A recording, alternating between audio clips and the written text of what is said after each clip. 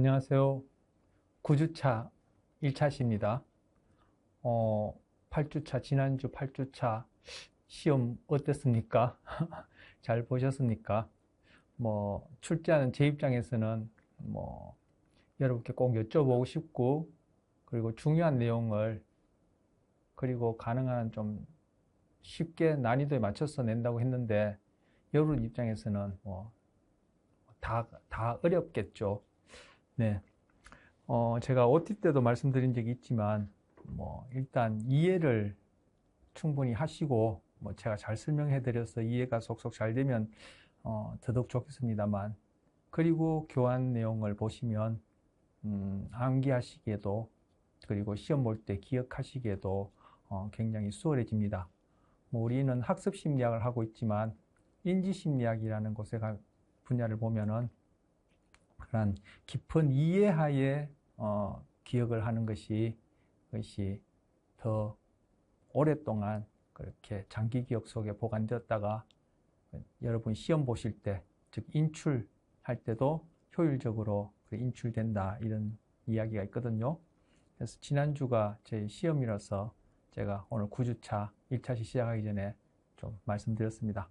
자, 이번 주차는 그 제목에서 보시다시피 강화, 우린 조작적 조건에는 강화와 처벌이 있다 했죠. 지금 강화에 대해서 하고 있는데, 처벌보다는 강화에 대한 내용이 좀 더 상대적으로 많습니다. 강화의 신경기제, 그리고 습관을 넘어서 이렇게 제목되어 있어. 이제 두 주제를 이제 다루게 되는데, 이 신경기제, 여러분 심리학 하시면 신경이란 말 흔히 들으셨을 테고, 또 요즘은 심리학 공부를 하시는 분은 말할 필요도 없고, 일반인들도 신경 이런 얘기를 많이 듣고 하셨을 것 같아요. 결국 여기서 신경기제라는 것은 범위를 좀 좁혀서 얘기하자면 뇌에 관한 얘기예요. 우리가 지금 강화라는 현상을 보고 있단 말이에요. 강화, 행동이 증강하는 그 현상 자체를 일컫는 말이죠. 이런 강화라는 현상이 뇌의 어떤 기제, 이게 이제 메커니즘이라는 뜻이거든요. 메커니즘. 이점, 이거는 이론, 주의, 이런 뜻이 있고, 메카, 이게 기계, 미케닉스, 그죠? 이런 단어의 그런 기계라는 그런 어원을 갖고 있는데, 이 기제가 이제 메커니즘을 얘기하는데, 어쨌든 뇌에서 어떠한 그러한 기제에 의해서 이런 강화를 설명할 수 있을까? 달리하면 강화와 뇌의 어떤 신경적 기제, 뇌 기제가 관련되느냐, 그걸 이제 보는 것이 첫 번째 주제고요. 두 번째 이제 습관은, 우리가 이제 강화와 관련해서 제가 저의 경우도 예를 든다고 들었고, 또 우리 수업과 관련해서 여러분과 저가 이제 관련될 수 있는 그런 강화 현상도 예를 든다고 들었는데, 제가 얼마만큼 충분히 예를 들었는지 모르겠지만, 기본적으로 여기 이제 조작적 조건화, 그리고 구체적으로 강화를 얘기를 하면서 그 핵심된 기본 개념은 동물들, 우리도 동물이죠. 우리 동물 아닌 것처럼 흔히 얘기하는데, 어쨌든 다른 동물들, 주로 그때는 쥐, 그죠? 그리고 또 뭐 있습니까? 비둘기, 이런 것들을 얘기를 했는데, 이들을 대상으로 우리가 이 강화라는 것을 처음 소개할 때, 쥐가 레바를 누른다든지, 비둘기가 원반을 쫀다든지, 쪼기, 원반을 쪼든 뭘 쪼든 여기서는 쪼기가 중요한 거죠. 레바보다 레바 누르기라는 행동이 중요한 거고, 이러한 행동들을 가지고 강화에 대해서 주로 도입부에 설명을 했단 말이에요. 그러니까 이제 흔히 이 학습 심리학이 토대로 두고 있는 그런 또 하나의 어떤 이즘, 관점이라는 게 있거든요. 여러분이 심리학을 하시다 보면 그런 것도 좀 더 깊숙이 배우실 기회가 있을 텐데, 이즘, 이즘, 이론, 주의, 이렇게도 얘기할 수 있는데, 하나의 큰 관점들이 있어요. 좀 전에 인지심리학을 말씀드렸습니다만, 인지심리학이라면 인지심리학의 그런 주요한 어떤 관점이 있을 테고, 이 학습심리학이랑 학습심리학이 토대로 하는 중요한 관점이 있을 텐데, 소위 이런 학습심리학의 관점의 한계, 어떤 이론이든 완전한 건 없으니까 한계가 있을 수밖에 없죠. 그런데 이러한 학습심리학이 토대로 하고 있는 어떤 관점, 주의, 이걸 비판하는 입장에서 뭐라고 얘기하냐면은 너네가 얘기하는 이 강화라는 현상, 더 넓게 조작적 조건화라는 현상, 우리 앞에 중간 시험 이전에 뭐 거의 반학기 동안 배웠던 고전적 조건화와 관련된 그러한 것들은 쥐나 비둘기처럼 다른 인간이 아닌 다른 동물들에게서 그냥 레바 누르고 뭐 쪼고 하는 이런 아주 단순한 그런 행동들이 자동적으로 습관화된 것, 그것 정도를 설명할 수 있는 그런 이론밖에 되지 않지 않느냐라고 이렇게 비판을 하는 거예요. 저와 너네 얘기하는 거, 뭐, 다른 동물들에서, 또 인간에게서도 뭐 아주 간단한 행동 상대적으로, 그리고 자동화된, 습관화된 행동, 이 정도 설명하는 거는 강화로 우리도 인정해, 설명할 수 있자.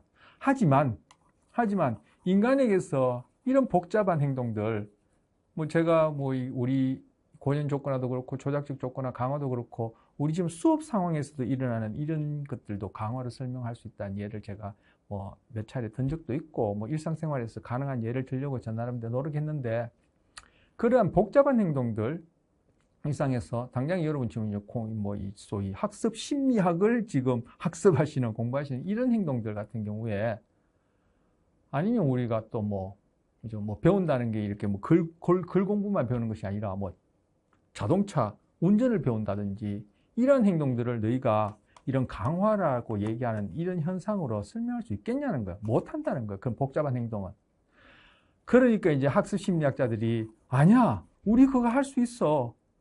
어떻게 하는지 보여주겠다 하면서 지금 얘기를 하려는 것이 조금 전에 습관을 넘어서라는 이름으로 지금 1차 시의 두 번째 주제로 얘기하려는 거야. 여러분 교환 갖고 있으니까 이미 보셨다면 아시겠지만 제목은 습관화의 조성이라는 것하고 연쇄짓기라는 이름으로 그래 볼 거예요. 뭐 조성 연쇄짓기는 이제 이 사람들이 학습 심리학자들이 그러한 뭐랄까요, 뭐 과제 현상에 대해서 이제 붙인 이름이니까 고유명사 같은 거니까 여러분이 성함이나 제 이름처럼 고유명사 같은 거니까 이제 이것은 외워야 될 테고 어쨌든 조성 연쇄짓기라 얘기하는 이러한 행동 변화를 보면은 이게 단순한 습관이 아니라 습관을 넘어서 소위 비판하는 사람들이 얘기하는 그런 복잡한 행동도 이런 조작적 조건화, 구체적으로 강화, 그리고 물론 이제 처벌도 우리가 배워야 되겠지만 이런 것들을 다 설명할 수 있다는 것을 얘기하려는 것이 이번 차시의 내용이요. 그 중에 이제 1차 시의 하위 주제로 아까 신경기제, 뇌와 관련해서 강화하는 것이 어떻게 관련되는가 보려는 거예요. 자, 이제 첫 번째 하위 주제 중에 보상경로. 이 보상경로란 말이 바로 아까 뇌가 강화와 관련된 어떤 부위가 있는데 그 부위를 이 뇌를 연구하는 사람들이 보상경로라고 그렇게 이름을 붙인 거예요. 그래서 제가 보상경로라고 타이틀을 붙였고요. 보상경로, 리워드 패스웨이라고 이름을 붙인 거예요. 이것도 뭐죠? 고유명사니까 연구하는 사람들이 처음으로 이렇게 부르겠다고 한 것이니까 우리는 아 그렇구나 하고 뭐 저희 배우는 입장에서는 그렇게 해야 되겠죠. 보상경로인데 이게 뇌의 반쪽 안쪽 처음 접하시는 분들 그리고 또 뭐 익숙하지 않으신 분들은 이제 무슨 뜻인지 잘 모르실 텐데 모를 수도 있으실 텐데 자 여러분 익히 아시다시피 우리 뇌는 이렇게 호두처럼 그죠? 이렇게 호두가 꼭 우리 뇌 모양하고 비슷하죠. 그래서 호두 비유를 저는 하겠는데 호두도 보면은 깨 보면은 이렇게 오른쪽 왼쪽 두 쪽이 이렇게 있잖아요. 그렇죠. 우리 뇌도 이 오른쪽 왼쪽 두 쪽이 있다는 거 아시죠? 좌뇌, 우뇌, 이쪽 우뇌인가요? 어쨌든 우뇌, 좌뇌, 오른쪽 뇌, 왼쪽 뇌 이렇게 있는데 요 뇌를 제 뇌를 여러 위치 이렇게 상대적으로 본다면은 이게 저희 뇌를 하면은 여기 지금 이마 쪽이잖아요. 이게 이제 뒤통수 쪽이고 이렇게 오른쪽 왼쪽 있을 텐데 요 뇌를 반을 이렇게 반을 잘랐으니까 이렇게 자른 걸 제가 흉내내겠어요. 잘라서는 이게 지금 이렇게 됐으니까 제가 오른쪽이 조금 헷갈려서 이렇게 이렇게 반을 잘라서는 요 안쪽 이렇게 왼쪽 뇌의 안쪽 면을 보여주는 그림이에요. 맞나요? 이렇게 해서 제가 오른쪽 뇌 안쪽이 헷갈렸어. 자 이렇게 해서 잘랐어. 그래서 오른쪽 뇌 안쪽 면을 보여주는 그림이에요. 이게 자 이렇게 된 걸 해서 반을 잘라서 오른쪽 뇌의 안쪽 면을 이렇게 본다. 이렇게 보이는 게 이렇게 본다 할 때 여기 이마 쪽이 했잖아요. 그러니까 이게 지금 이마 쪽이에요. 이게 이마 쪽 앞쪽이고 이게 뒤통수 쪽 뒤쪽이에요. 그렇게 했을 때 지금 우리 이거 뭐 얘기를 하려면은 뭐 뇌의 그래 해부학을 얼추 얘기를 해야 되는데 그래도 뇌 얘기가 나왔으니까 조금 간단하게 좀 하죠. 지금 요 밑에 부분은 뭐 제가 다 그릴 수 없지만 요 밑에 부분은 이제 척수, 척추, 등뼈, 척추 안에 이 신경을 이루는 부분 척수, 그리고 이 부분이 이제 뇌가 되는 거죠. 뇌. 근데 이 뇌를 딱 보면은 뭐 발 자르지 않아도 제가 얘기하려는 거는 눈으로 확인할 수 있지만 지금 이것처럼 조금 전에 반을 잘라서 안쪽 면을 보여준다 했을 때 이렇게 기둥처럼 생긴 여기에 이렇게 뭔가 얹혀 있는 듯한 이러한 형태를 띠고 있죠. 그래서 이 부분을 안 그래도 이 색깔 좀 짙게 이렇게 표시를 해놨는데 이 부분을 뇌줄기 또는 한자말로 뇌간이라 그래요. 즉 뇌의 기둥처럼 보인다는 뜻이죠. 이 간자가 기둥간자거든요. 한자말로 뇌간. 그래서 우리 영어를 지금 얘기를 하다 우린 지금 이 원어는 필요 없으니까 그건 생략하고 뇌줄기 뇌간이라 하고 거기에 이렇게 뇌가 이렇게 얹혀 있다 이렇게 이제 뭐 생각할 수 있는데 이 부분은 뇌의 가장 위쪽에 있다 해서 제일 앞에 있다 해서 전뇌 이렇게 불러요. 이 전자가 앞전자거든요. 그럼 전이 있으면 후가 있다는 얘기겠죠. 근데 우리는 이제 뭐 전뇌 얘기하고 또 후뇌 얘기하면은 복잡해지니까 우리 이제 뇌해부학을 하려는 게 아니니까 그냥 여기서는 이제 뇌줄기, 뇌기둥에 이렇게 전뇌라고 학자들이 붙인 이런 형태를 띈다라고만 얘기를 하고요. 바로 제가 생략하려고 했는데 또 얘기해야 되겠네요. 자, 전뇌가 있고 제일 앞에 있다 했으니 전뇌죠. 그러면 중뇌, 후뇌 이렇게 나뉘거든요, 실제로. 그래서 아까 이 뇌기둥 중에 지금 여기 복측피기아라는 부분. 이것도 뭐 고유명사로 붙여놨으니까 우리 외울 수밖에 없어요. 복측피기아라는 이 부분에 해당하는 것이 중뇌예요. 즉 복측피기아가 중뇌가 아니라 중뇌라고 얘기할 수 있는 그 뇌 부위 중에 지금 얘기하려는 보상 경로의 출발점이 복측피기아라는 부분, 피계야라는 부분이네요. 그래서 중뇌에 복측피계야가 있는 거죠. 여기서는 점선을 동그라미로 해서 그냥 복측피계야가 있는 부분을 널찍하게 이렇게 표시를 해놓은 거예요. 복측피계야는 아주 먼저 중뇌의 일부분이죠. 그래서 지금 중뇌가 요만큼 있고 이만큼은 전뇌고 중뇌가 요만큼 있고 요 나머지가 후뇌거든요. 그래서 아까 제가 뇌기둥이라 얘기한 것은 자, 다시 적죠. 이건 전뇌, 이거는 후뇌, 그리고 요 빗금친 부분이 중뇌인데 아까 뇌기둥이라고 얘기한 뇌줄기, 뇌간이 바로 중뇌, 후뇌를 합쳐서 뇌줄기, 뇌간. 요즘 한글 쓰기를 많이 하니까 뇌줄기를 하는데 뇌간보다 거기에 해당하는 거예요. 제가 괜히 뇌간, 뇌줄기를 얘기한 것 같아요. 그죠? 뭐 해방 얘기는 우리 꼭 필요한 건 아니니까 가능한 생략하면 좋은데. 그래서 지금 여기서는 중뇌 중에 일부분이 이제 복측피기아라고 학자들이 이름 붙인 부분이 있는데 여기에 있는 뇌부위가 바로 여기 측핵이라고 이름 붙인 뇌부위로 신호를 보낸단 말이에요. 이 측핵이 이 측이 옆에 있다. 우리 좌측, 우측 할 때 측 뭐 그런 의미를 가진 한자 말이에요.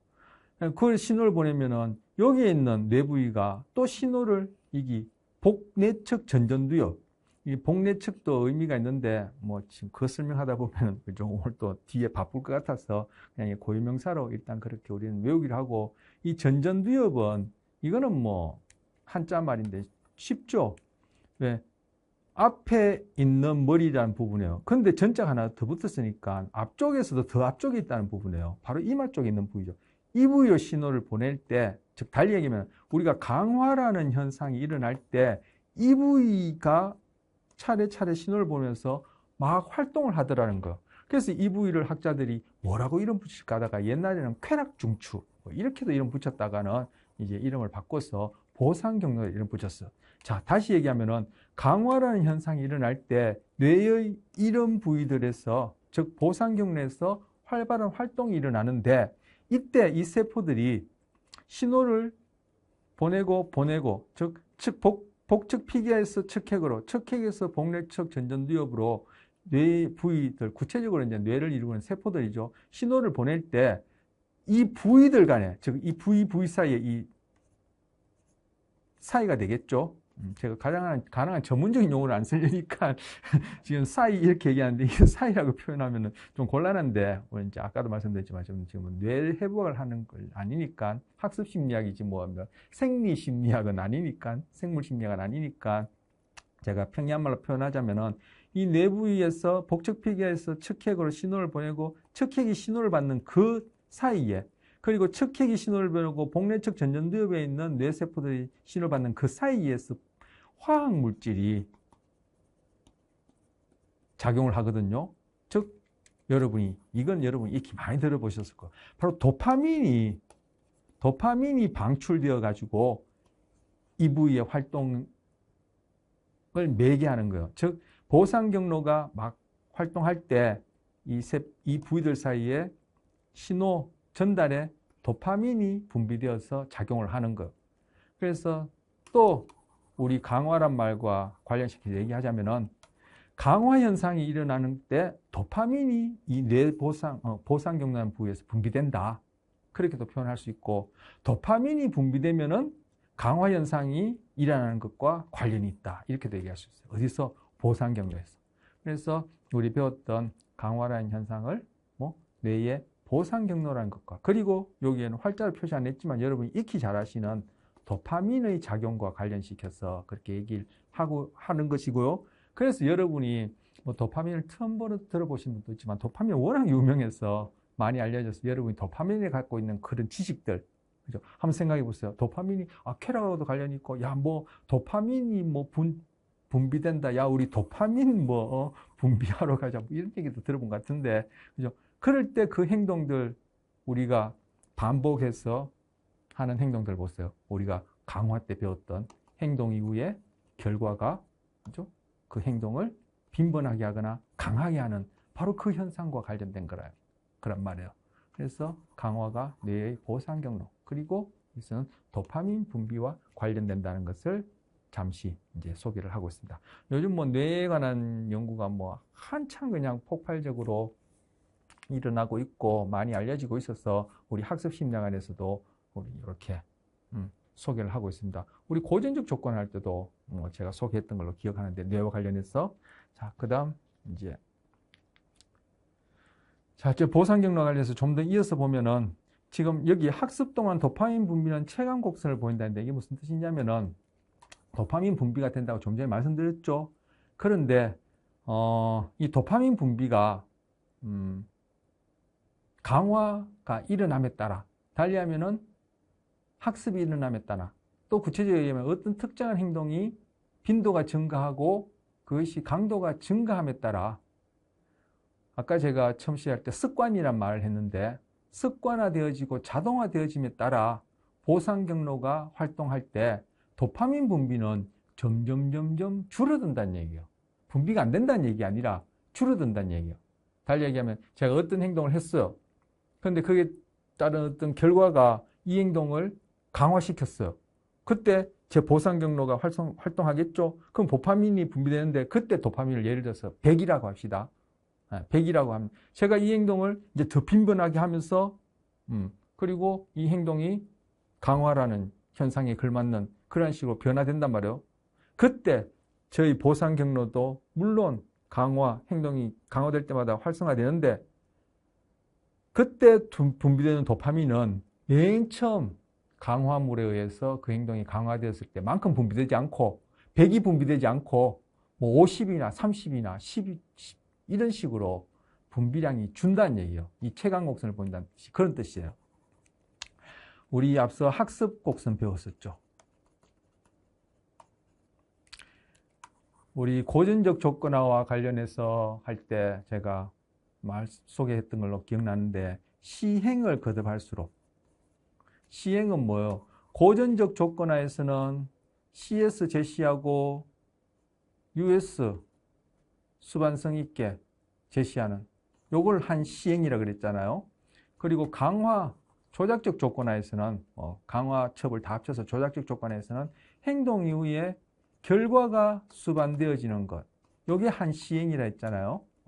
그런데 시행을 거듭할수록 고전적 조건화든 도구적 조건화 여기서는 조작적 조건화, 도구적 조건화 같은 말인데 조작적 조건화에서 강화의 경우에 보면은 시행을 거듭할수록 이 X축이 시행해요. 한 번, 두 번, 세 번, 네 번 쭉 거듭할수록 즉 학습되는 양, 학습량, 즉 매 시행마다 변화되어지는 크기, 즉 뭐랄까 고전적 조건화 같으면 CR의 강도가 커진다든지 그때 개 침 흘리는 경우에는 침의 양을 가지고 예를 들었죠. 지금 그 강화 같은 경우에는 행동의 빈도가 또는 나타날 확률이 높아진다든지 아니면 강도가 세진다든지 이것이 학습량이죠. 그래서 그때는 행동 변화량 해서 제가 델타 값 뭐 이렇게 표현을 했었어요. 뭐 좀 전에 학습량이나 행동 변화량이나 델타나 뭐 다 같은 말이에요. 그러면은 자 여기 그때 이 변화 한 시행했을 때 변화하는 양, 두 시행했을 때 변화하는 양 계속 시행을 반복할수록 매 그 다음 변화되어지는 양, 학습의 양이 어땠었어요? 이런 식으로 보였죠. 첫 번째, 두 번째는 변화량이 크지만 나중에 10번, 100번, 100시행 했을 때는 아니면 뭐 200번, 뭐 그죠? 201번 했을 때는 똑같이 한 시행 차이지만 그 차이가 이때는 거의 차이가 없는 식으로 이렇게 변한다 있잖아요. 바로 학습의 변화량도 이렇게 체감되어진단 말이에요. 점점 줄어든단 말이에요.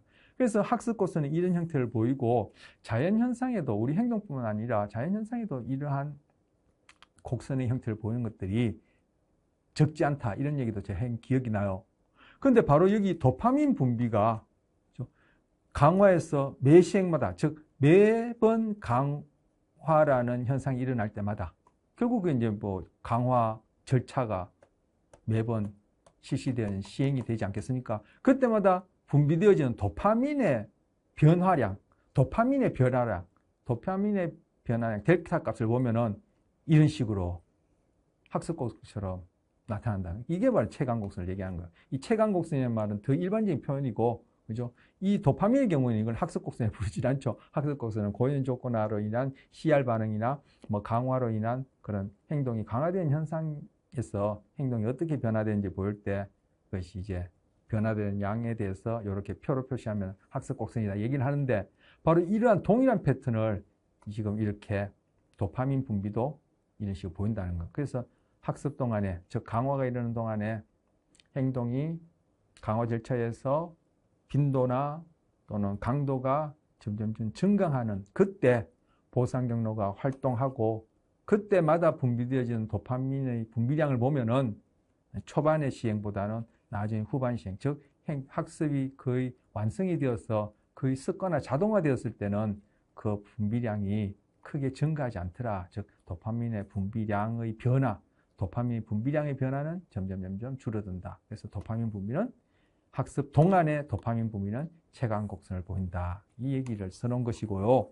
바로 이것이 보상 경로의 활동을 통한 도파민 분비뿐만 아니라 실제 우리에게 나타나는 행동, 학습곡선도 이렇다 했잖아요. 고연 조건화뿐만 아니라 강화도 아니, 꺾이는 게 아니라 이렇게 돼야 되는데 그렇다 했잖아요. 그런데 제가 지금 여기 자료를 올려놓은 위대한 수업 EBS에서 가져온 건데 이 그림에서 우리가 심리적으로 경험하는 이 행복이라는 것도 그죠? 우리의 경제적인 소득에 따라 어떻게 변하는지 보면은 돈이 뭐 경제라는 게 결국 돈 얘기죠. 제가 쉽게 돈으로 얘기를 하겠습니다. 뭐 연소득 안에는 뭐 재화 말고도 뭐 여러 가지 있을 수 있나요? 어쨌든 쉽게 돈이라고 얘기하면 돈이 점점 많으면은 여기 단위가 있죠. 뭐 100만 원, 200만 원, 300만 원, 400만 원 되다 뭐 1000, 2000, 3000이 되던 단위가 한 단위씩 증가하면은 그에 따라 우리 행복도도 쭉 이렇게 증가할 것 같은데 그렇지 않다는 거. 여러분 뭐 살아보시면 그렇죠. 뭐 행복뿐만 아니라 여러분 연소득이 아니라 여러분 갖고 싶은 어떤 뭐 물건이라든지 뭐 어떤 피규어를 모으는 그런 취미 생활이라든지 아니면 뭐 또 여러 가지 여러분이 가지는 것들을 보면은 그죠? 사람과의 관계에서도 그렇게 있었겠죠. 구체적인 어떤 그런 특정한 어떤 상호작용. 그 경우에도 그렇고 이렇게 경험해 보면은 그에 따라 쭉 만족감이 이런 식으로 증가하나요? 그렇지 않죠. 꼭 학습 곡선처럼 여기 보상 경로에서의 학습 동안에 도파민 분비되는 것처럼 그와 상응해서 강화가 일어날 때 보상 경로에서 도파민이 분비하고 그에 따라 우리가 소위 어떤 만족감, 쾌감, 행복이라는 것을 느낀다고 할 때도 보면은 이것이 이런 식으로 최강 곡선을 보인다는 거예요. 그래서 아까 제가 학습 곡선처럼 이렇게 학습 곡선처럼이 아니라 학습 곡선도 그렇고 도파민 분비도 그렇고 여기서 행복도라는 것도 그렇고 이러한 패턴을 보인다는 거예요. 즉 같은 단위로 이렇게 연소득이 증가하더라도 우리가 그 변화량 한 단위씩 높아질 때마다 우리가 경험하는 심리적인 변화량이 그죠? 점점 줄어드는 거죠. 왜? 여기서 예를 들어서 뭐 1억 벌다가 1억 1천 벌었을 때는 그 1,000만 원 더 벌은 만큼의 그런 어떤 행복 만족도는 그죠? 2천만 원을 벌다가 3천만 원 벌었을 때 그 행복도에 비하면 훨씬 적다. 이런 걸 얘기를 하는 거예요. 그래서 지금 여기서 느끼는 행복도 요것도 우리가 강화로 설명할 수 있는 것이죠. 그래서 같이 소개해 봤고요. 자, 여기서는 아까 말씀드린 그 뇌의 보상 경로에다가 이 쥐, 동물 같은 경우에 자극을 할 수 있는, 뇌를 자극할 수 있는 그런 뇌수술을 한 다음에 이 쥐 같은 경우에는 요 상자 안에서 우리 앞서 스키너 상자라는 거 소개했었죠. 이게 바로 스키너 상자라 부르는 것인데 여기서 레버를 누르면은 먹이나 물이 나오는 것이 아니라 바로 보상 경로가 딱 자극이 되는 거예요. 그러면 이 녀석이 레버를 눌러서 배고플 때 먹이나 물을 먹었을 때 경험하는 것과 동일한 그러한 만족감, 보상, 말 그대로 보상, 쾌감을 경험한다고 추측해 볼 수 있겠죠. 그래서 이 녀석이 보상 경로를 딱 직접 자극하니까 어떻게 레버를 눌러서 먹이를 먹었을 때, 물을 마셨을 때 레버를 누르는 행동이 강화된 것처럼 레버를 눌러서 바로 보상 경로, 그 뇌 부위가 딱 자극되니까 이 녀석이 레버를 열심히 말 그대로 죽으라고 누르더라는 거예요. 그래서 이 녀석이 실제 시험 그 내용을 보면은 뭐 20몇 시간 이상, 그죠? 쉬지도 않고 그 눌러대다가 지쳐서 쓰러져서는 몇 시간 뭐 자는 둥 기절하는지 모르겠지. 이따간 다시 벌떡 일어나서는 먹지도 않고 마시지도 않고 일레바를 누르더라는 거예요. 바로 이걸 통해서 우리의 인간에게서 중독 행동이라고 얘기하는 그러한 행동도 바로 바로 강화로 설명할 수 있겠구나. 그리고 이 강화와 관련해서 보상 경로가 활동한다고 하는데 그때 분비되어지는 것이 도파민이라고 하는데 그래서 도파민이 이제 중독과 관련된다고 그렇게 우리 대중 매체를 통해서나 일반 대중 서적을 통해서 그렇게 얘기를 하는구나라는 걸 알 수 있는 거죠. 즉 달리 얘기하면 우리 인간의 경우에 중독이라고 부르는 행동도 조작적 조건하에 강화라는 학습 심리학적 설명으로 이야기할 수 있다는 걸 보여주는 거예요.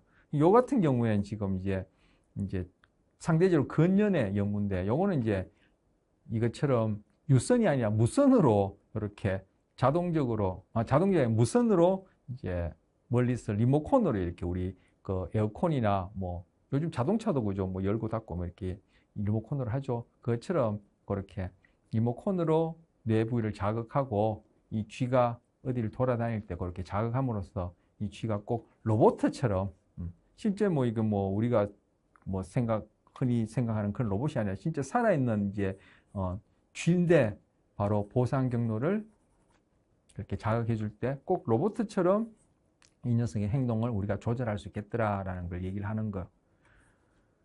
이 경우도 다 지금 중독이 되었던 로봇과 같이 행동하는 살아있는 쥐가 되었던 이 녀석들이 보여주는 이러한 행동들이 바로 우리가 강화라고 해서 배웠던 그러한 것 학습 심리학도 설명할 수 있고 이 뇌와 관련해서는 보상 경로 도파민의 분비와 관련된다 이렇게 얘기할 수 있는 거예요.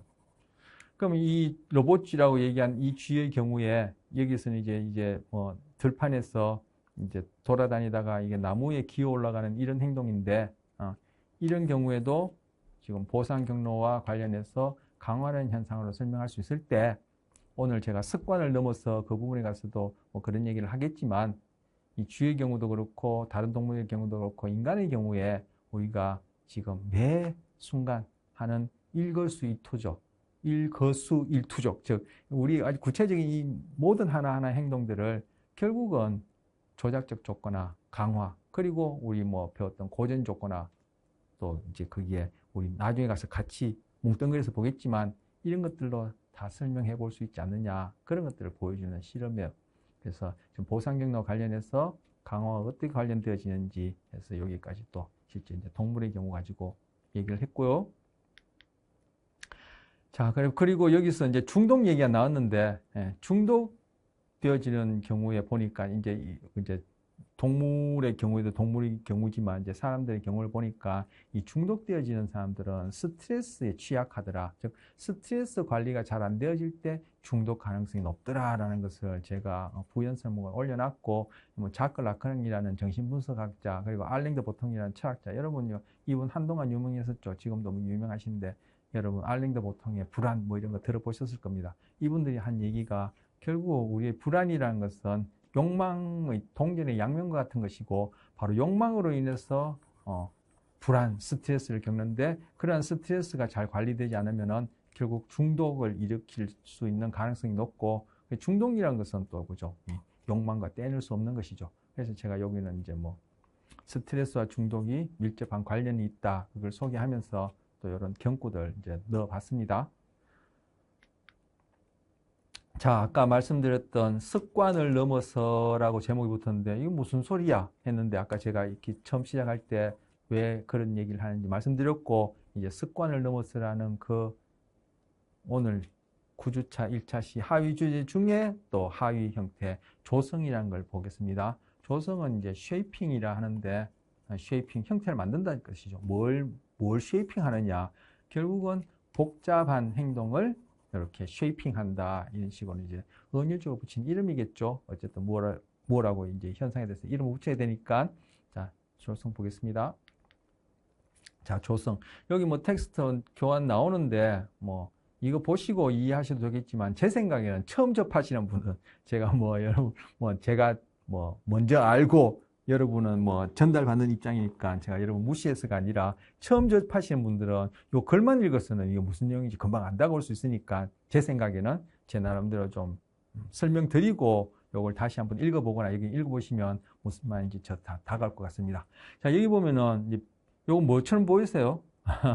또 이 비둘기인데, 여기 비둘기가 써놨죠. 비둘기인데 이제 비둘기를 위에서 이렇게 내려본 모습이에요. 그러니까 비둘기가 아니고 뭐 다 다른 것처럼 보일 수도 있을 것 같은데, 어쨌든 자, 비둘기인데 이게 하나, 둘, 셋, 넷, 다섯, 여섯, 비둘기 6마리가 있는 게 아니에요. 비둘기 6마리가 있는 게 아니고, 자, 이런 상자 안에다가 지금 여기서 보이는 것처럼 이렇게 홈이 있단 말이에요. 요 그림에서 이제 요 홈 부위, 홈 틈새 부위와 비둘기만 그려놓은 거죠. 근데 실제 실험은 이제 상자 안에다가 비둘기를 넣어놓은 거예요. 근데 이 비둘기 6마리가 아니라 비둘기 1마리의 행동을 지금 여기서는 이렇게 어떻게 조성되는지를 보여서 한 마리 행동을 각각 그림으로 표현한 거예요. 만약에 우리가 동영상이 있고 동영상을 우리가 공유할 수 있다면, 동영상을 보면 이거 당장에 뭐 이해가 될 텐데, 그것도 좀 불편하네, 그죠? 우리 동영상 수업인데 동영상을 가져와서 같이 공유 못 하니까, 이건 동영상만 보면서 제가 조금만 설명하면 금방 될 텐데, 이걸 제가 또 말로 다 설명하려니까 또 시간이 좀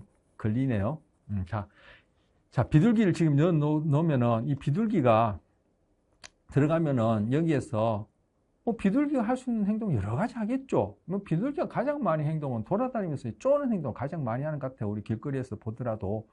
여기서는 이 실험자가, 비둘기가 이 먹이, 즉 이를 이제 강화물을 줄 텐데, 우리가 지금 하고 있는 게 이제 강화잖아요. 강화는 행동이 어떤 결과물을 제공하는 게 이제 강화 절차가 될 텐데, 그래서 그 행동이 증가하는 것이 강화인데, 요 강화물을 줄 요 홈 부위를 쳐다보다가 시계 방향으로 이렇게 뭐 시계 반대 방향이 괜찮고 뭐 시계 방향이 괜찮아요. 그건 관계없어요. 그런데 이제 여기서는 시계 방향이 했으니까 시계 방향으로 한 바퀴 뺑 돌고는 딱 먹이를 먹는, 즉 이 상자에 들어가면은 시계 방향 앞을 쳐다본 다음에 시계 방향을 한 바퀴 돌고 먹이 먹는, 즉 시계 방향으로 도는 행동 이후에 강화물, 즉 결과물, 강화물이 주어져서 이 행동이 증강되게 그렇게 하고 싶어요.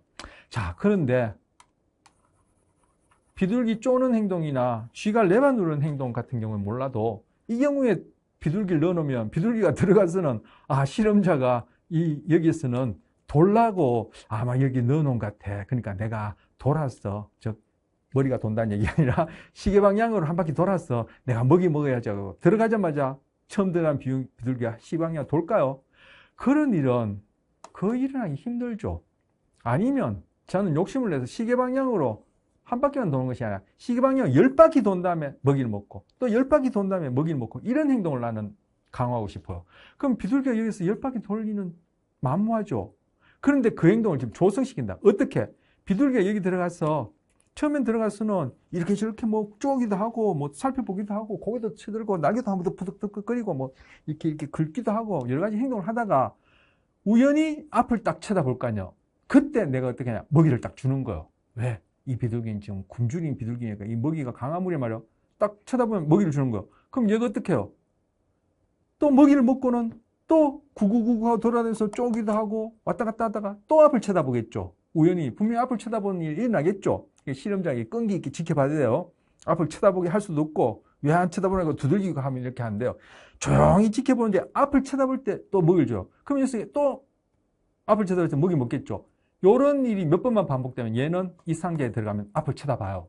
들어가지만 우리 앞에서 그 손다이크의 문제 상자에서 고양이가 문제 상자에 들어갔다가 우연히 고리를 잡아당겨서 문이 턱 열리니까 나와서 생선을 먹었다 했잖아요. 근데 이런 일이 반복되면 고양이는 이 문제 상자 들어가자마자 레바를 당기겠죠. 그럼 뭐 우리가 뭐 실험도 해봐도 100% 확인할 수 있지만 직관적으로 생각할 수 있는 거 아니야. 마찬가지로 이 비둘기도 앞을 쳐다보다가 먹이를 먹게 되면은 이런 일이 몇 번 반복되면, 즉 강화를 받게 되면 나중에 이 녀석은 이 상자에 들어가면은 앞을 쳐다보고 있는단 말이야. 왜? 먹이가 나오니까. 즉 앞을 쳐다보는 행동이 강화되었죠. 그런 다음에 이제 어떻게 하냐면은 앞을 쳐다봐도 먹이를 안 줘요. 앞을 쳐다봐도 먹이를 안 줘요. 그럼 얘는 앞을 쳐다보는 행동이 더 꾸준히 나타나요. 왜? 앞을 쳐다보면 먹이가 나왔단 말이에요. 그러니까 앞을 쳐다본단 말이에요. 그렇겠죠. 여러분이 자판기에 돈을 넣고 늘 필요한 음식, 뭐 커피를 마셨는데 내 사무실에 있는 공용으로 쓰는 그 빌딩의 자판기가 어느 날 돈을 넣으니까 안 나와요. 그러면은 반환키를 넣어서 돈을 뺐으면 또 넣어보죠. 또 해보고 흔들어보고 또 안 나오면 반환키를 해서 반환키를 돌려도 돈이 안 나온다면 이제 그 관리인한테 이제 전화를 해서 내 돈 먹었어 얘기하겠지만 반환키를 해서 돈이 나온다면 몇 번 넣어볼 거 아니에요. 그처럼 얘가 앞을 쳐다보는데 먹이가 안 나오면 앞을 쳐다본단 말이에요. 그래도 먹이가 안 나오면 얘는 계속 거기에서 썩고 대죄하듯이 쳐다보고 있나요? 아니죠. 더 이상 쳐다보지 않고 어떤 식으로든 다른 행동을 할 거란 말이에요. 근데 그때 마침 내가 원하는 방향으로, 저는 시계 방향을 했으니까 원하는 방향으로 몸을 딱 튼다면 그때 먹이를 딱 주는 거예요. 앞을 쳐다보다가 시계 방향으로 조금이라도 몸을 틀 때 먹이를 딱 주는 거예요. 그럼 얘는 어떻게 해요? 앞을 쳐다보다가 이쪽으로 돌 때 먹이를 받았단 말이에요. 그러고는 또 먹이 먹었으니까 또 구구구구 하고 아직 먹이 한 번 먹은 가지고는 양이 안 찰 테니까 구구구 하다가 또 앞을 쳐다보고, 왜? 앞을 쳐다볼 때 먹이 먹었던 경험이 있으니까, 즉 강화받았던 자기의 히스토리가 있으니까, 강화 내력이 있으니까 앞을 쳐다보다가 이때는 시계 반대 방향으로 돈다면 제가 먹이를 안 주는데 또 우연히 앞을 쳐다보다가 시계 방향으로 도는 일이 있을 때 또 먹이를 주고, 이런 걸 몇 번 하면은 얘는 다음에 어떻게 해요? 이 상자에 들어가면 앞을 딱 돌아요. 앞을 쳐다보고는 딱 시계 방향으로 돌고는 먹이를 먹는단 말이에요. 즉 기다린단 말이에요.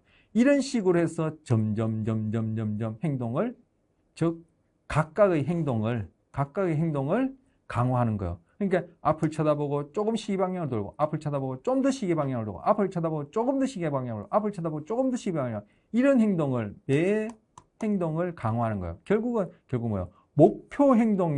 최종 목표 행동에 가까운 행동들. 처음에는 앞을 쳐다보는 게 최종 목표에 그래도 가깝죠. 상대적으로 제일 멀긴 하지만 어쨌든 목표 행동에 가기 위해서 첫걸음 아니에요? 그 다음에 두 번째 단계, 세 번째 단계 해서 목표 행동에 가까이 갈 수 있는 행동들을 체계적으로, 즉 매번 각각의 행동을 강화하는 거예요. 자, 그렇게 해서 나중에 한 바퀴 돌면은 두 바퀴 돌리는 것들 가능하겠죠? 세 바퀴 돌리는 가능하겠죠? 나중에 10바퀴도 돌릴 수 있어요. 우리 행동 중에 이런 거 없나요? 시간이 많이 되어서 예를 들지 말고 이제 연수에 가서 예를 좀 들기로 하고, 그래서 바로 목표에 가까운 각각의 행동들에 대해서 뭐가요? 결과물, 여기서는 강화물이 주어지는 거예요. 그러니까 이 조성이라는 것도 결국은 알고 보면 뭐예요? 강화의 합의죠. 즉 강화 절차, 어떤 행동에 대해서 결과물, 강화물이 주어지는 그런 것들이 각각의 행동에 대해서 계속 반복되어서 그냥 이렇게 합쳐진 것밖에 없어요. 그렇게 해서 이 행동, 내가 이 시방향으로 뭐 10바퀴를 돌리겠다라고 목표를 세웠으면은 그렇게 조성시키고 나면은 나중에 이 비둘기 이 상자에 딱 넣으면은 들어가서 뱅뱅뱅뱅뱅 10가지 동안 탁 먹이먹을 기다려요. 이걸 처음 보는 사람은 야, 비둘기가 어떻게 이런 행동을 하지? 이렇게 복잡한 행동을 이렇게 생각할 거예요. 뭐 이것도 복잡한 행동은 아니라고 얘기할 수도 있겠지만 바로 우리 요즘 뭐 서커스라는 걸 보기 힘든데 뭐 TBS나 또 뭐 태양의 서커스인가? 아니 제가 본 적이 없어 기억이 안 나는데 그런 데서 보면 동물들 보여주는 서커스 행동 그런 신기하고 우리가 놀라하고 재미있는 행동들 다 이런 식으로 조성된 행동이죠. 결국 뭐요? 강화 절차를 반복했을 뿐이라는 행동이에요. 그러니까 아까 제가 초대 시작했을 때 습관을 넘어서 즉 습관적인 행동만을 설명할 수 있다는 그런 비판이 안 통한다. 달리하면 그런 비판에 대해서 반론을 할 수 있는 하나의 실험적 예가 되는 것. 자, 요것들은 벌써 시간이 좀 많이 되는데 읽어보시면 되겠습니다. 제가 한 얘기를 이제 정리한 거니까요. 자, 여기서 스키너가 자기 딸 데보라를 데리고 바로 조성을 시킨 거예요. 스키너는 딸 데보라를 무릎에 안고 있었는데 날이 어두워져 불을 켰어요. 이때는 뭐 아무 의미 없고 그냥 안고 있다가 날이 어두워 불을 켰죠. 근데 데보라가 미소를 짓다는 거예요. 그래서 이를 본 스키너가 이 어둡다가 밝아지면은 우리는 다 이렇게 좋아하는구나.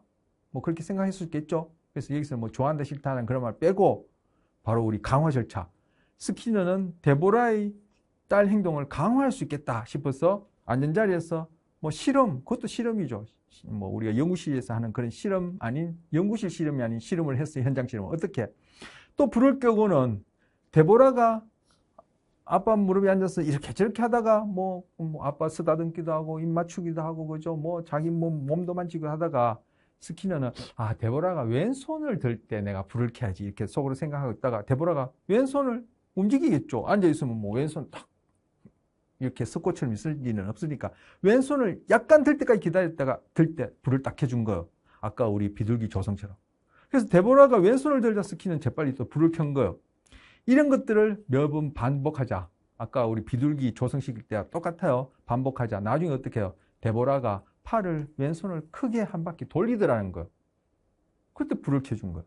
바로 이런 식으로 여기에는 뭐 인위적이라 여겨지지만 우리가 뭐 제가 지금 하고 있는 이런 손짓, 우리가 일상에서 하는 그 뭐는 행동들 이런 것들도 다 우리는 자각하지 못하지만 바로 여기에서 얘기하는 강화 절차처럼 우리 외부의 어떤 그 행동을 증강시키는 강함으로 해서 다 조성된 것이다라는 것을 여기서는 뭐 동물의 경우가 아닌 비둘기의 경우가 아닌 사람에게서 일어난 예를 스킨의 경우에 뭐 좀 인위적이긴 하지만 실험적인 예를 보여줬고 이것도 뭐 인위적이니까 실험을 한 것이니까 일상에서는 적용하기 힘들어 하신다면은 그 다음 예를 보죠. 우라행동이라 부르는 것인데 이것들은 이것들이 아니라 이 예는 여러분 뭐 자녀분을 가졌거나 뭐 형제간에도 이런 일이 일어날 수 있을 것 같은데 얼마든지 생각할 수 있고 그래라고 생각하실 수 있는 예예요. 부모는 시끄러운 거 씻어서 아이가 졸라대면 요거를 들어준다. 뭐 물건을 사러 갔을 때, 백화점 갔을 때, 장난감 갔을 때, 아니면 뭐 마트 갔을 때 이런 일이 일어날 수 있겠죠. 다음에는 아이에게 지지 않으려고 부모는 생각하지만 아이는 더 큰 소리로 졸라댄다. 부모는 다시 시끄러운 거 싫어서 아이의 요구를 들어준다. 아이가 뭐 사달라는 거 준단 말이에요. 그 부모는 다음에는 결코 지지 않으려고 생각하고 아이가 울거나 소리를 지르다 들어주지 않는데 결국은 또 아이가 악을 쓰고 날뛰면 사람들 그죠 보기에 창피하고 그죠 뭐 너무 곤란하니까 또 뭐요 요구를 들어주는 거. 이게 지금 뭐 하는 거예요? 아이가 조금씩 더 큰 소리로 졸라대고 여기서 얘기하는 텐트럼이라 얘기하는 우라 행동을 하게끔 엄마는 어떻게 조성을 하고 있는 거죠. 아까 비둘기의 경우나 스키너의 경우에는 뭔가 인위적인 냄새가 나서 그렇긴 하지만 그건 실험적으로 했다 하지만 여기서는 뭐요? 엄마와 아이 사이에 서로 부지불식 간에 자기들은 강화 절차를 쓰는지도 모르고 서로 지금 뭐 조성하고 있는 거예요. 지금 이 경우에는 그죠? 엄마가 여기 부모인데 제가 엄마를 했네요. 어쨌든 부모가 아이의 뭐 이런 우라 행동이라 부르는 이런 떼쓴 행동을 점점 강력하게 하도록 조성하고 있는 거죠. 바로 이런 식으로 강화를 적용할 수 있다는 얘기예요. 자, 우라 행동 읽어보시면 될 테고요. 자, 이에서 볼 수 있는 것이 뭐냐면은 이 도구적 조건화는 양방향적으로 일어난다는 예를 소개하려는 거예요. 여기 좀 약간 이제 내용이 조금 바뀌었죠. 이제 조성과 관련해서 뭐 스키의 사례에서 보면은 데보라가 왼손 들 때 불을 켰단 말이에요. 이게 뭐예요? 왼손 드는 것이 행동이고 불을 켠 것이 강화물이에요. 행동에 의해 어떤 사건이 출현해서 그 행동이 증강했다면은 정적 강화를 부른다 했죠. 이거 뭐 여러분 익숙하실지 모르겠지만 익숙하셔야 되는데, 그런데 스키너 입장에서 봅시다. 데보라가 손을 들지 않으면은 스키너가 불을 켤 일이 있나요? 처음에는 우연히 그냥 어두워서 불을 켰는데 데보라가 미소 짓고 뭔가 아까 우리 보상 경로 얘기할 때처럼 뭔가 만족해하고 뭔가 보상감 느낀달까 즐거워하니까 요거를 지금 강화 절차를 해봐야겠다 생각했는데, 어쨌든 그 이후에 이 데보라의 손들기를 조성할 때 만약에 스키너가 아무리 불을 껐다 켰다 하더라도 데보라가 손을 드는 일이 없으면은 손들기는 강화될 수가 없죠. 조성될 수가 없죠. 즉 결국 뭐예요? 데보라의 손들기라는 것이 스킨의 불켜기를 강화시켰죠. 이때는 뭐예요? 스킨의 불켜는 행동이 데보라가 손을 들었다는 결과물에 의해서 이 행동이 뭐예요? 빈번하게 나타날 확률이 높아졌잖아요. 즉 강화된 거죠. 이때 바로 이 데보라의 손들기는 강화물이 된 거예요. 즉 데보라와 스키너 사이에, 둘 사이에 서로 강화를 시킨 거예요.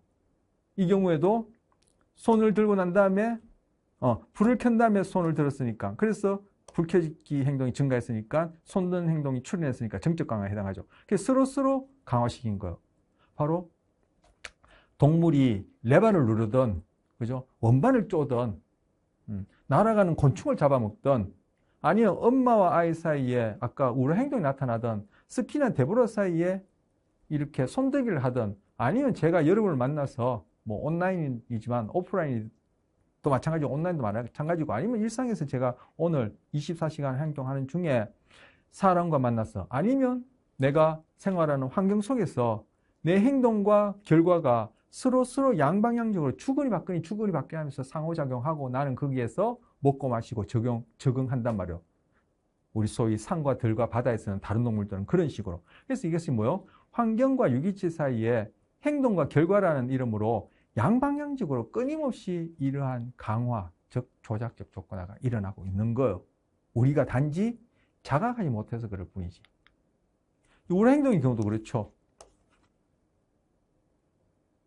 아이의 그런 떼쓴 행동은 점점 강화됐어. 그래서 우라 행동이라 부를 만큼 이제 심각한 문제가 됐어. 왜 그래 됐죠? 부모가 요구를 들어줬으니까, 원하는 거 사줬으니까 정적 강화된 거죠. 그런데 부모가 그렇게 요구하는 것을 사주는 그 행동은 어떻게 했어요? 그것도 강화됐죠. 왜?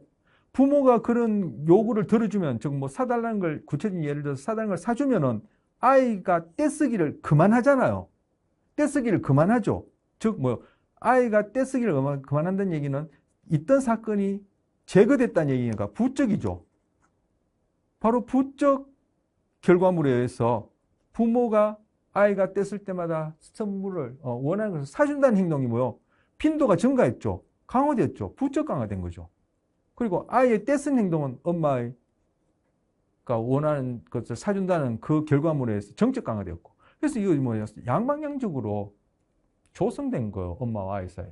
그러니까 이걸 뭐 누굴 탓하겠어요? 아이를 탓해야 되나요? 엄마를 탓해야 되나요? 아니요. 이래 되면은 아까 보상 경로 얘기하면서 로봇쥐 얘기했는데, 로봇쥐 같은 경우에 왜 로봇쥐라 얘기하냐면은 이게 살아있는 동물 같지만 그렇게 보상 경로가 자극되니까 하는 행동이 꼭 로봇과 같다 해서, 그럼 이 동물이 과연 자유의지가 있느냐, 이런 질문을 하는 거예요. 그럼 동물에겐 자유의지, 뭐 동물이 무슨 자유의지? 좋아요. 그러면 우리는 자유의지가 있다 생각하죠. 나는 내가 원해서 선택한다고 하죠. 모든 행동을, 뭐 원하는 것을.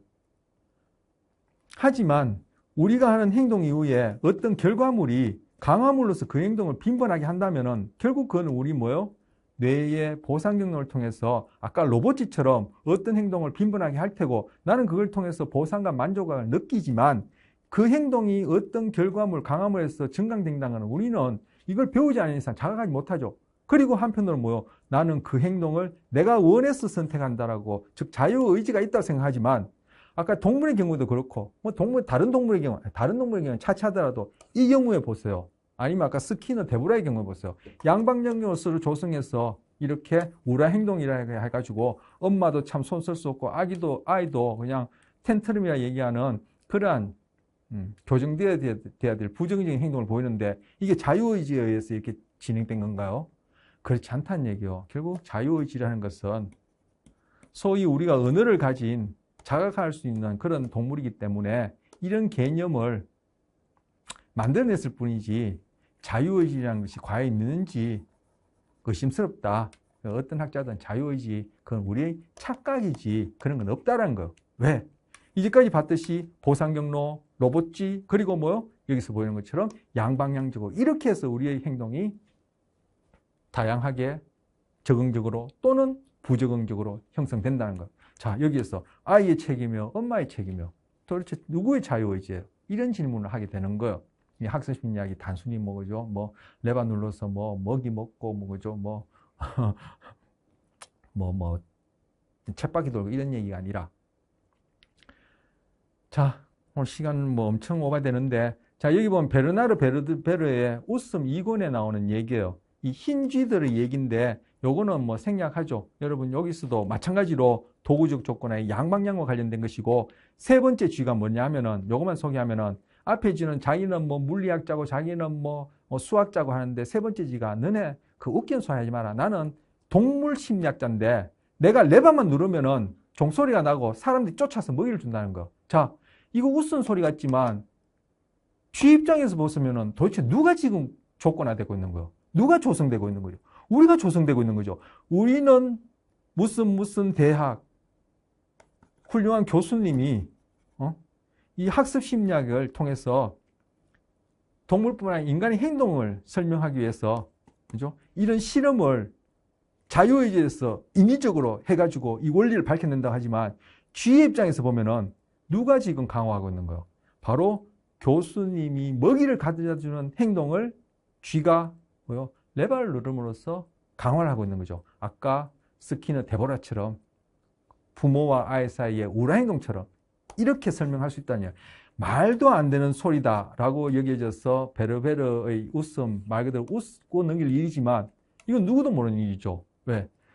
어떤 제3의 어떤 존재가 있어 이렇게 내려다 본다면은 그죠? 이렇게 인간 위에서 내려다 본다면은 그 사람 눈에 화성인이 와서 본다면은 이게 뭐 쥐인지 사람인지 모르고 대학 교수인지 뭐 그런 것도 모르고 연구 훌륭한 뭐 왓슨 같은 행동주의자인지 스킨인지 모르고 그냥 본다면은 그냥 둘 다 똑같이 서로 양방향적으로 그렇게 행동할 뿐이에요.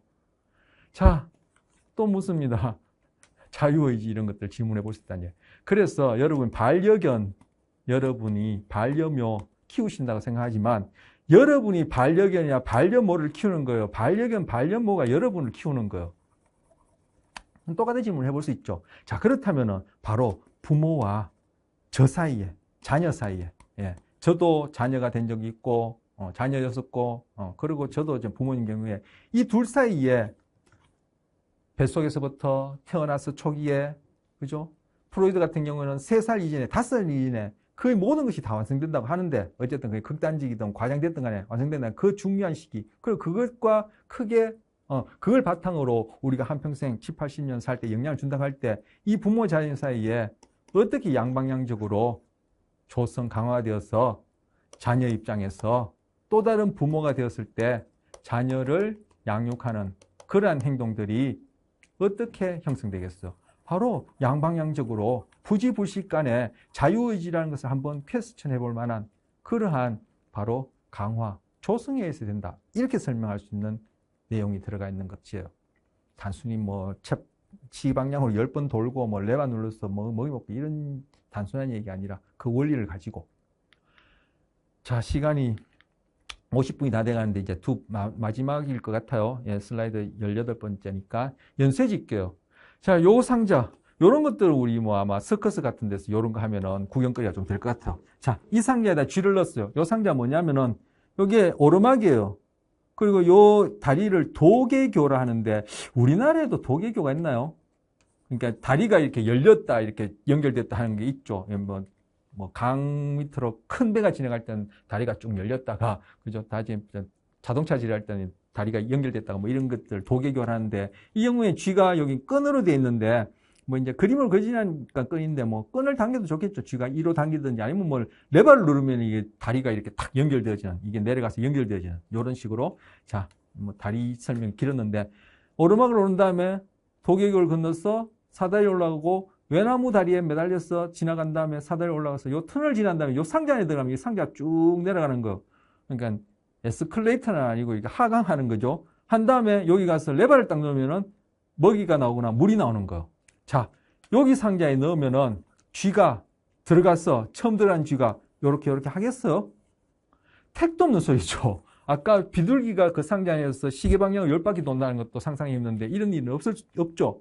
바로 이런 일을 연쇄짓기를 통해서 만들어낼 수 있다는 거. 그래서 우리 서커스에서 그런 동물들이 신기한 행동들을 볼 수 있을 뿐만 아니라, 서커스에서 보여주는 그런 동물들의 행동은 동물들이 실제 살고 있는 산과 들과 바다에서 새끼 낳고 도망가고 먹이 찾고, 비가 오면 피하고, 더우면 그죠? 그래도 더위에 죽지 않게끔 찾아가고, 그 끊임없이 변화하는 자연 환경과 그리고 천재지변과 포식자들과 먹이들 사이에서 살아남아서 새끼까지 길러서 내는 그런 행동들에 비하면 이건 택도 아니에요. 이거는 식은 죽먹게요.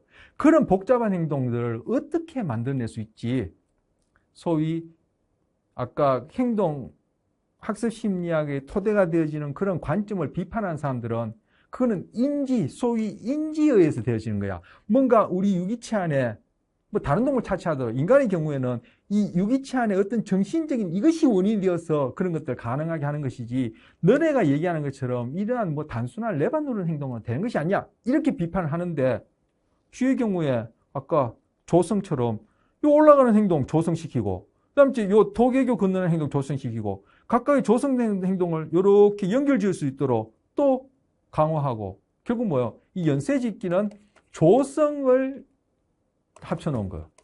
아까 조성은 강화를 쭉 이게 우리 클린 연결하듯이, 사슬 연결하듯이 한 것이라 이게 볼 수 있잖아요. 바로 조성끼리를 또 연결한 거예요. 그럼 조성은 강화 절차로 이루어졌고 조성도 강화 절차를 했으니까 결국 연쇄짓기는 뭐예요? 강화 절차를 계속 연결한 것 뿐이에요. 그래서 연쇄짓기한 거예요. 말 그대로 체이닝이에요, 체이닝. 그래서 이 행동을 이렇게 꾸준하게 끊임없이 하면은 나중에 이 훈련을 받은 이 쥐는 이 상자에 넣으면은 또르르르 해서는 따가서 눌러서 물 먹어요. 자, 이건 이제 읽어보시면 될 테고, 우리 행동에 여러분이 지금 학습 심리학 공부하시는 분, 뭐 연세가 얼마인지 모르겠지만, 여러분이 지금 일어나서 그죠, 양치하고 뭐 그죠, 여러분 뭐 씻고 관리하고 뭐 찾아서 드시고 뭐 이부자리 정리하고 챙겨서 뭐 대중교통을 이용하든 운전을 하든 해서 학교 갔든 직장에서 공부하시고, 그것도 뭔데 월급을 받아서 그걸 또 마트에 가서 사서 요리해서 입에 들어가까지 그 복잡한 행동, 어떻게 우리 안에 인지라고 얘기하는 어떤 정신적인 원인이 되어서 그거에 의해서 그런 행동이 만들어졌다. 글쎄요, 그렇게 설명할 수 있을지는 모르겠지만 바로 이런 식으로 결국 그 작은 행동 하나가 부지불식간에 부모와 내가 만나는 환경과 사회와 문화 사이에서 양방향적으로 조성, 연쇄되어서 그런 행동을 하고 있다라는 것을 보여주는 것이 바로 연쇄짓기야.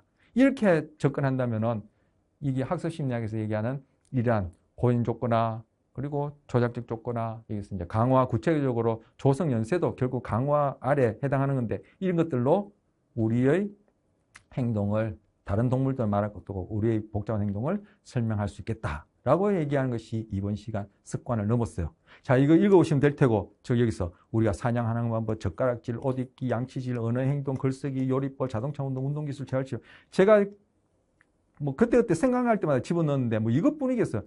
열거하자면은 지금 50분 지났는데 50분 더 열거해도 모자람이 없겠죠. 이런 모든 행동들도 결국은 이러한 조성 연쇄짓기로 결국은 뭐요? 강화 절차의 반복으로 설명할 수 있지 않겠느냐 하는 것이 바로 이 시간에 하는 내용이에요. 그리고 여기 보시면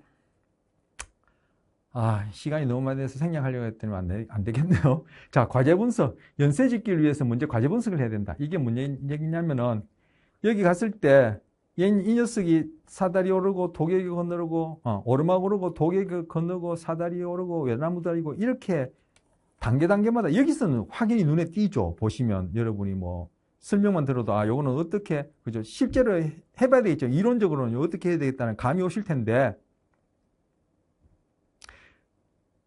이걸 내가 욕심을 냈어. 야, 이 녀석이 오르막을 올라가서는 도개교를 건너서는 사다리 올라가까지 이걸 내가 조성하겠다. 그래서 연습을 짓겠다 하면은 그게 쉬울까요? 쉽지 않죠. 왜? 이것만 하더라 복잡한 행동이니까. 그래서 이건 눈에 확연히 띄는데, 이 경우에 눈에 확연히 띄는데, 요 행동부터 조성을 시킨단 말이에요. 그리고 요 행동과 두 번째 요 행동을 연쇄 짓기를 통해서 또 연결되어서 이 행동도 조성해. 그게 뭐야? 이게 ABCD로 붙여놔서 눈에 확연히 띄고 이 구조물 자체가 눈에 확연히 띄는데 바로 이 최종적인 이 복잡한 행동을 단위로 나눈다는 거예요. 이걸 과제 분석이라고 그래요. 과제 분석. 즉 과제 분석을 잘못하면은 이 행동 연쇄 짓기 할 수 있겠어? 제 생각에 택도 없어요. 내가 이거 한 번만에 하겠다. 택도 없어요. 그러니까 이 과제 분석을 잘 해서 너무 촘촘하게 단위를 나누면 너무 오래 시간이 걸리니까 효율성이 떨어지고, 너무 행동 단위를 크게 잡아서 오른 다음에 건너서 사다리에서 여기까지를 한 단위로 해서 그렇게 내가 조성 연쇄짓기가 했다면 그건 정말 뭐 가능성이 떨어지고 하니까, 이 복잡한 행동을 구성하는 그런 단위가 되어지는 행동들을 잘 분석한 다음에 그 각각의 단위 행동들을 조성하고 또 연결시키고 조성하고 연결시키고 이렇게 해야 된다는 것이 과제 분석이에요. 이게 왜 중요하면은 실험실상에서 이런 동물을 갖고 할 때도 중요하겠지만, 자, 우리 일상에서 방학 내내, 저도 방학 때 실컷 잤습니다만 12시, 1시까지 자고, 그죠? 일어나서는 아침 겸 점심 먹는지도 모르고 또 하루 종일 TV, 요즘 TV보다는 뭐 핸드폰을 많이 보나요? 보다가 또 밤 새벽까지 또 뭘 하다가 자던 사람이 개강하자마자, 야, 나는 이제 열심히 해야 되겠다. 그래서 새벽 6시면 새벽인가요? 새벽은 아닌가요? 어쨌든 5시에 일어나서 7시까지 러닝을 하고 7시부터 8시까지 학교 준비를 하고 8시에서 10시까지는 학교에 미리 도서관에 가서 예습을 한 다음에 11시 수업부터, 그리고 오후 4시까지 수업을 하고 또 저녁을 먹은 다음에는 도서관에서 9시까지 공부를 한 다음에 집에 와서 그다음에 요가가 좋다고 하니, 묵상이 좋다고 하니까 묵상도 좀 하고 또 자서 수면 시간을 한 6시간, 7시간 이렇게 하겠다. 갑자기 되나요? 이 행동도 이게 하나의 복잡한 행동인데 이 행동을 조성 연쇄짓기 하려면 과제 분석을 잘해야 된다는 얘기예요. 과제 분석을. 그런데 우리는 이렇게 도전하죠. 그러니까 뭐요? 행동 수정이 잘 안 일어나는 거예요. 이것이 우리 일상에서의 어떤 습관을 수정할 때도 그렇지만 우리 임상 장면에서 어떤 부적응적인 행동을 수정할 때, 아니면 우리 일상에서 부모가 자녀의 어떤 부적응적인 행동, 지금 바람직하지 못하다 해서 그 행동을 즉 수정하려고 할 때, 또는 바람직한 행동을 강화하려고 할 때, 우리 이후에 처벌을 보겠지만 하려고 할 때 이 과제 분석이 안 되면은 행동 수정이 힘들다는 얘기죠. 갑자기 그렇게 바뀌지도 않을 뿐만 아니라 그 바람직하지 않은 행동을 구성하는 단위 행동들을 잘 관찰해서 그걸 조성해 나가야지만이 되는 것이지, 비둘기가 상자에 들어가자마자 한 번에 10바퀴를 돌린다, 한 번에 한 바퀴를 돌린다는 것을 한 단위로 과제 분석해서는 행동 수정이 안 일어난다는 거. 자, 이건 여러분 우리 삶에 그렇게 적용할 수 있다는 거예요. 여러분의 행동을 스스로 수정할 때도 이 과제 분석을 잘 하셔야 되겠죠. 그래서 우리가 배웠던 걸 적용해 볼 수 있겠죠. 정규 학교를 마치고 거의 한 10년 동안 직장 다니고 다른 일을 하다가 내가 공부를 더 해봐야겠다 했는데, 갑자기 책을 놨던 사람이 야, 내 이거 2년 만에 끝내기 위해서는 한 학기에 한 7과목씩 10과목씩 들어야 된다. 한 10년 동안 책을 놨던 사람이 한 번에 7, 8과목을 들을 수 있나요? 공부를 할 수 있나요? 그렇지 않죠. 과제 분석이 안 된 거죠. 처음에는 최소한으로 한 과목 듣기에는 너무 시간이 걸리니까, 그죠? 한 2과목이나 3과목 정도 이렇게 해서 내가 그 행동에 조성이 되어지고 습관이 된 다음에 그 다음 주에 5과목, 7과목 이렇게 나가야 되는 거지. 10년 만에 내 공부를 시작하는데 내가 이 과정을 2년에 맞춰야 되겠다. 그럼 한 학기에 7과목씩 해서 74, 28, 뭐, 최종 학점이 몇 학점인지 모르겠지만, 그렇게 도전한다면은, 이 과제 분석이 안 돼서 공부하는 행동 수정이 일어나기가 힘들어요. 자, 그리고 좀 전에 봤던 이 연쇄집계 마지막의 행동은 1차 강화물과 수반되죠. 이 행동의 마지막에는 먹이나 물이 나와야 돼요. 그런데 이 행동을 함에도 불구하고 먹이가 물이 안 나온다. 1차 강화물, 우리 1차 강화물, 2차 강화물 배웠죠? 1차 강화물이 안 나온다면 이 행동은 다 뭐요? 연쇄가 끊어져요. 즉, 이 행동은 다 사라져 버리겠죠. 우리가 배울 이전에 이미 처벌이란 개념을 얘기를 했는데 처벌되어지겠죠. 왜? 이 행동이 결국 결과물은 뭐요? 1차 강화물이야 말이에요. 여러분이 태내 교육도 받고 조기 교육도 받고 유치원도 가고 초등학교도 가고 학원도 다니고 중학교도 가고 동고등학교도 가고 대학교도 가서 유학도 가가지고 박사도 받아서 교수님이 되고 학자가 되고 전문가가 되어서 사장님이 되었는데 나중에 돈도 못 벌고 뭐 비유적으로 먹이 물이 안 나온다면은 그 행동이 뭐예요? 할 필요가 뭐 있어요? 그 행동을 지금 한다는 것은 그게 바람직하지 않든 바람직하든 간에 그죠? 확률적으로 우리가 살고 있는 이 세상에서는 그런 식의 뭐 교육 문제가 많다 하지만 그런 교육이 그래도 1차 강화물과 짝지어져 온 그러한 매력이 각 개인에게 그 집단 전체에 있다는 얘기죠. 그렇지 않으면 뭐 조기교육부터 뭐 가외 아니 유학관 이런 것들이 뭐 할 이유가 없죠. 그런 행동들도 다 결국 뭐 1차 강화물과 수반되어져서 다 연결되었다 얘기를 하는 거. 그리고 바로 이 각 단계의 레바라든지 뭐 이걸 뭐라 해야 될지만 뭐 엘리베이터라든지 터널이라든지 이런 사다리라든지 이 도개교라든지 이런 것들은 다 뭐요? 결국은 1차 강화물하고 다 연결되어 있는 2차 강화물. 그리고 매번 이 쥐가 사다리를 올라간다든지 터널을 지나간다든지 여기 타고 내려온다든지 그 행동도 결국은 이러한 외부 자극물 그리고 최종적으로는 1차 강화물과 연결되어져 있는 2차 강화물 즉 고전적 조건이라 얘기하면 고순위 조건 형성이 일어나고 있다는 것. 우리 그때 2차 강화물 소개하면서 2차 강화물이 된다는 것은 결국은 1차 강화물과 고전적 조건화 되어지는 것이다 이렇게 얘기한 적이 있죠. 그래서 이것은 이런 현상도 같이 일어난다는 것이죠. 시간이 너무 많이 지나서 제가 가능한 설명을 줄이려고 했는데 2차 강화물 단에는 고순위 조건 형성이 일어난다. 우리 고순위 조건 형성은 좀 복습할 필요는 없겠죠. 제가 또 뭐 좀 더 설명을 하고 싶어서 복습을 할까 하는데 시간이 너무 많이 지나서 못하겠고 우리 고순위 조건 형성 여러분 뭐 익히 잘 이해하셔서 생각하고 금방 말씀드렸듯이 그렇게 최종적으로 1차 강화물과 연결되어져 있는 그러한 자극들 앞에 여기서는 뭐 사다리라든지 이런 것들이 될 테고요.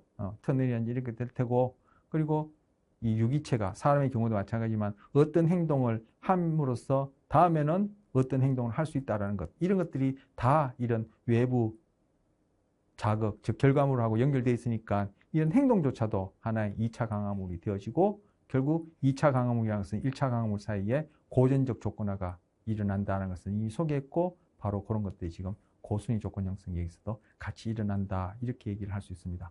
그래서 제가 앞서 또 오늘 언뜻 그런 얘기를 했었는데 지금 고전적 조건화와 조작적 조건화가 이 경우에 지금 같이 일어나고 있는 거죠. 이런 동물 실험의 이 경우뿐만 아니라 우리 일상에서도 뭐 뒤에 가서 이거 고전 조건화, 도고 조건화가 같이 일어나는 것도 보겠습니다만, 예, 뭐 시험 끝나고 9주차 다시 시작이라서 그런지 오늘 시간 조절을 잘 못해서 다른 시간보다도 그죠 특히 더 길어졌습니다.